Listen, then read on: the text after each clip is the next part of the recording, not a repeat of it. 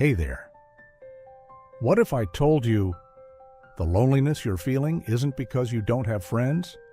What if you can be surrounded by people, laughing, talking, even having fun, but still feel like no one truly gets you? What if the real reason you feel lonely is hiding deep in your unconscious? Sigmund Freud, the father of psychoanalysis, believed that loneliness isn't just about who's around you, it's about what's going on inside you. He once said, "The unconscious holds the key to our deepest pains, and loneliness is one of them." In other words, your loneliness might be a signal from your mind trying to tell you something you've been ignoring. Today, we're diving into the hidden reason you feel lonely, even with friends. A reason rooted in Freud's theories about the unconscious, paired with insights into human connection. We'll explore why you feel so disconnected, how your past might be holding you back, and how to finally feel truly connected. Plus, I'll give you 3 powerful questions to uncover what's really going on. Stick around. This could change the way you see your relationships forever. Let's start with why you feel lonely even when you're surrounded by friends. Freud believed that loneliness isn't just about physical isolation, it's about emotional disconnection, and that disconnection often comes from your unconscious, not the people around you. Think about this. You might be at a party, surrounded by friends, laughing at their jokes, but deep down, you feel like you're on the outside looking in. You might think, "Why do I feel so alone?" Freud would say, "That's not about your friends. That's about you." Your unconscious might be carrying wounds, fears, or unmet needs that make it hard for you to truly connect. Freud's big idea here is that our early experiences shape how we relate to others. Maybe you grew up feeling like you had to hide parts of yourself to be loved, like your emotions, your quirks, or your true thoughts. Or maybe you felt rejected or misunderstood as a kid, so now you're afraid to let people in. Those unconscious fears and patterns follow you into adulthood, making you feel lonely even when you're not alone. Let me tell you about Sarah. Sarah was a 30-year-old graphic designer with a big friend group. She was always invited to brunches, game nights, and parties. But no matter how much time she spent with her friends, she felt empty. She'd come home from a fun night out and cry, thinking, "Why do I still feel so alone?" Freud would say, Sarah's loneliness isn't about her friends. It's about her past. She grew up with parents who were emotionally distant, so she never learned how to feel truly seen. Now her unconscious keeps her at a distance, even with people who care about her. So let me ask you, have you ever felt lonely even when you're with friends? Does it feel like there's a wall between you and everyone else? That's the first clue something deeper is going on. Let's explore the hidden reason and how to fix it. Now, let's get to the hidden reason you feel lonely even with friends. You're afraid to be vulnerable. Freud believed that our unconscious often protects us from pain by building walls that keep us safe, but also keep us isolated. And one of the biggest walls? Fear of vulnerability. Here's how this works. To feel truly connected, you have to let people see the real you, your fears, your dreams, your messy emotions. But if you're afraid of being judged, rejected, or hurt, your unconscious will stop you from opening up. Freud would say this fear often comes from childhood. Maybe you were criticized for showing your emotions, or maybe you were rejected when you tried to be yourself. Now your unconscious keeps you safe by keeping you closed off, even from your friends. Let me share a story. Meet Jake, a 27-year-old bartender. Jake had tons of friends. He was the life of the party, always cracking jokes and keeping everyone entertained. But deep down, he felt lonely. He realized he never shared anything real with his friends. No one knew about his struggles, his insecurities, or his dreams. Why? Because growing up, Jake's dad would mock him whenever he cried or showed weakness, saying, "Toughen up." That taught Jake to hide his true self. Now, his unconscious fear of vulnerability keeps him from forming deep connections, leaving him lonely, even with friends. Freud would say Jake's loneliness is a defense mechanism. It's protecting him from rejection, but it's also keeping him isolated. So, think about your own friendships for a moment. Do you let your friends see the real you, the messy, imperfect you? Or do you keep things surface level because you're afraid of what they'll think? That fear of vulnerability. It's the hidden reason you feel so lonely. But don't worry, we're going to break it down and show you how to fix it. Let's keep going. Let's look at the first sign that your fear of vulnerability is making you lonely. You feel like no one really knows you. You might have friends, but you feel like they only know a version of you, the happy you, the fun you, or the put-together you. Freud would say, that's not connection, that's a mask. Here's why this matters.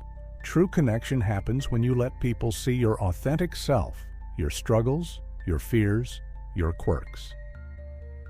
But if you're hiding those parts because you're afraid of being judged, you'll always feel like there's a gap between you and others. Freud would add that this fear often comes from past rejection. Maybe you were shamed for being yourself as a kid, so now you're afraid to take that risk again. Let me tell you about Mia. Mia was a 34-year-old yoga instructor with a tight-knit group of friends. They'd hang out all the time, but Mia always felt like an outsider. She realized her friends didn't really know her. They knew the calm, zen Mia, but not the Mia who struggled with anxiety, who doubted herself, or who sometimes felt lost. Growing up, Mia's mom would brush off her emotions, saying, "Stop being dramatic." So Mia learned to hide her true feelings. Now, her unconscious keeps her from sharing with her friends, leaving her lonely even in a crowd. Freud would say Mia's fear of vulnerability is the root of her disconnection. Let me ask you, do you feel like your friends really know you? Or do you hold back, afraid they won't accept the real you? That's a sign your fear of vulnerability is keeping you lonely. We've got more to explore, so let's keep going. Now, let's move to the second sign. You overthink every interaction. If you're always lonely, you might notice you're constantly analyzing what your friends say or do, wondering if they really like you, if you said the wrong thing, or if they're judging you. Freud would say, that's not just insecurity, that's your unconscious fear of rejection at work. Here's how this plays out. When you're afraid to be vulnerable, you don't trust that people will accept you for who you are. So your unconscious goes into overdrive, looking for signs of rejection in every interaction. You might think, did they laugh at my joke because they like me, or because they're being polite? Or, they didn't text me back, do they hate me now? That overthinking creates a barrier between you and your friends, making you feel even more disconnected. Let me share a story. Meet Ethan, a 29-year-old writer. Ethan had a few close friends, but he always felt lonely after hanging out with them. He'd spend hours replaying their conversations in his head. Did he talk too much? Did they seem bored? Were they annoyed when he shared an opinion? Ethan's overthinking came from his childhood. His older brother used to tease him for being weird, so Ethan grew up feeling like he had to be perfect to be liked. Now, his unconscious fear of rejection makes him overanalyze everything, keeping him from feeling connected.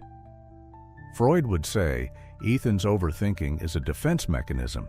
It's trying to protect him from rejection, but it's also making him lonely. Think about your own interactions for a moment. Do you overthink what your friends say or do? Do you worry they don't really like you, even when they're kind? That's a sign your fear of vulnerability is holding you back. Let's move on to how you can start breaking down that wall. Here's the third sign. You feel drained after socializing. If you're always lonely, you might notice that even fun hangouts with friends leave you feeling exhausted, empty, or even more isolated. Freud would say, that's not just introversion, that's a sign you're not truly connecting. Here's why this happens. When you're afraid to be vulnerable, socializing becomes a performance. You're not being yourself, you're trying to be the person you think your friends want you to be. That takes a ton of emotional energy, leaving you drained instead of fulfilled. Freud would add that this often comes from an unconscious need to be perfect to avoid rejection, a need that might stem from childhood experiences where you felt like you had to earn love. Let me tell you about Olivia. Olivia was a 31-year-old nurse who loved her friends, but every time she hung out with them, she came home feeling drained. She realized she was always on, telling jokes, keeping the conversation light, never sharing anything too personal. Growing up, Olivia's parents expected her to be the happy kid, so she learned to hide her struggles. Now, her unconscious fear of being too much keeps her from being real with her friends, leaving her exhausted and lonely after every hangout. Freud would say, Olivia's exhaustion is a sign she's not connecting authentically. Here's a quick tip. Next time you're with friends, try sharing one small, real thing about yourself, like how you're feeling or something you're struggling with. It might feel scary, but it'll help you connect on a deeper level, and you'll feel less drained. Start small and see how it feels. Let me ask you, do you feel drained after socializing, even when it's fun? Does it feel like you're performing instead of connecting? That's a sign your loneliness runs deeper than you think. Let's talk about how to change that. So, what happens if you don't face this fear of vulnerability? You stay lonely. You keep feeling like no one knows you, overthinking every interaction, and feeling drained after every hangout. But here's the good news. You can break the cycle.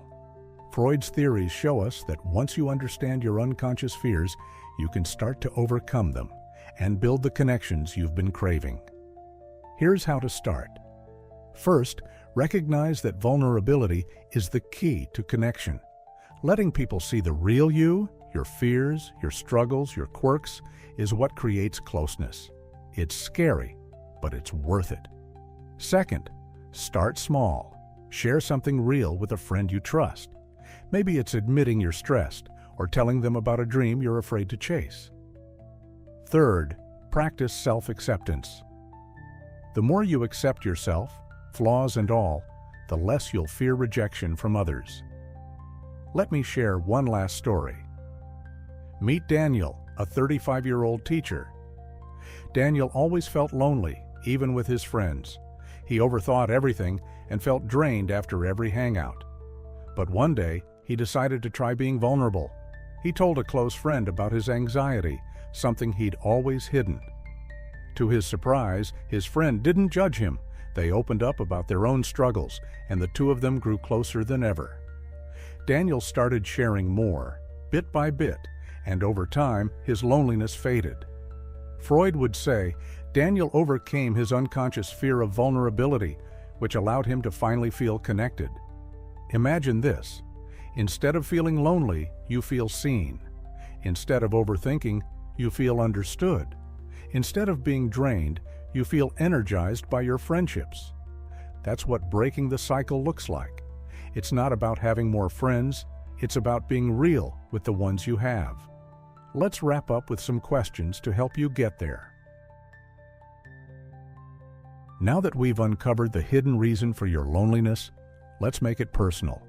Here are 3 powerful questions to help you understand why you feel disconnected and how to start feeling truly connected. Grab a pen, pause the video if you need to, and let's do this together. Question 1. What am I afraid people will think if I'm my real self? Think about what you're hiding from your friends. Are you afraid they'll think you're too emotional, too boring, too messy? Write down your fear. That's the root of your fear of vulnerability. Question 2. When did I first learn to hide my true self?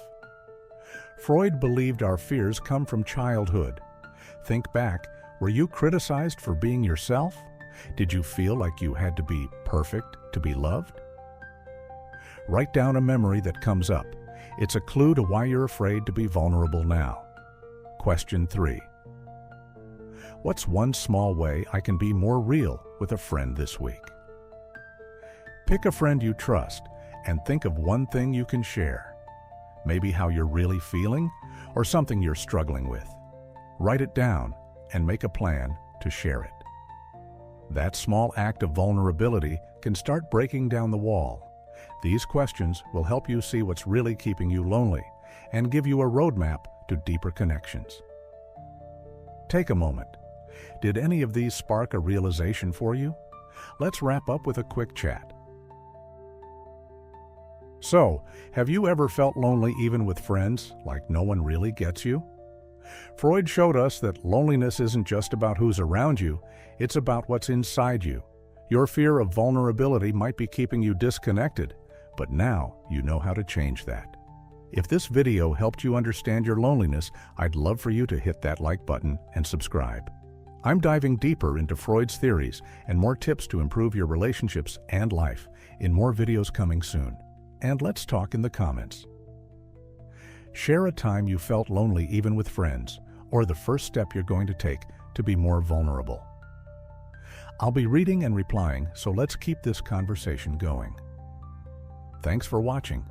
Take those questions, start being real, and I'll see you in the next one.